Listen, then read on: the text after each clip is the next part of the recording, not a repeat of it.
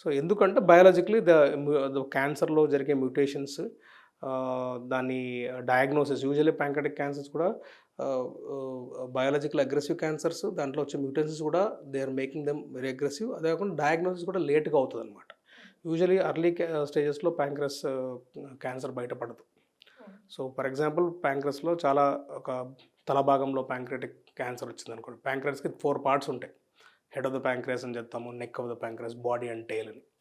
For example body and tail pancreas cancers అయితే అసలు advance stages spread అయ్యి ఇంకేమి పేషెంట్ ఇంకా 3-4 మంత్స్లో చనిపోతారని అప్పుడే బయటకు వస్తాయి చాలా వరకు, మెజారిటీ ఆఫ్ దెమ్. ఎందుకంటే సిమ్టమ్స్ ఎటువంటి సిమ్టమ్స్ ఉండవు దానికి. వెరాస్ తల భాగంలో క్యాన్సర్ వచ్చిందనుకోండి, అది బైల్ డక్ట్, ఎందుకంటే ప్యాంక్రెటిక్ తల భాగంలోనే బైల్ డక్ట్ ఉంటుంది. దాన్ని బ్లాక్ చేస్తుంది కాబట్టి అర్లీగా డయాగ్నోస్ అయిపోతుంది, జాండీస్ వస్తుంది పేషెంట్స్కి. సో సిమ్టమ్ వస్తేనే యాక్చువల్లీ మంచిది, పెయిన్ ఆర్ సిమ్టమ్ ఉంటేనే డయాగ్నోస్ అవుతుంది అన్నమాట క్యాన్సర్.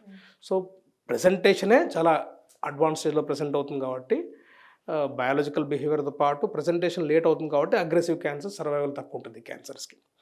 బాడీ అండ్ టెయిల్ రీజన్లో యూజువల్లీ వెరీ అడ్వాన్స్డ్గా ప్రెజెంట్ అవుతాయి. వెరాస్ ప్యాంక్రెట్స్ ఒక తల భాగంలో దాన్ని హెడ్ ఆఫ్ ద ప్యాంక్రెస్ అంటాం.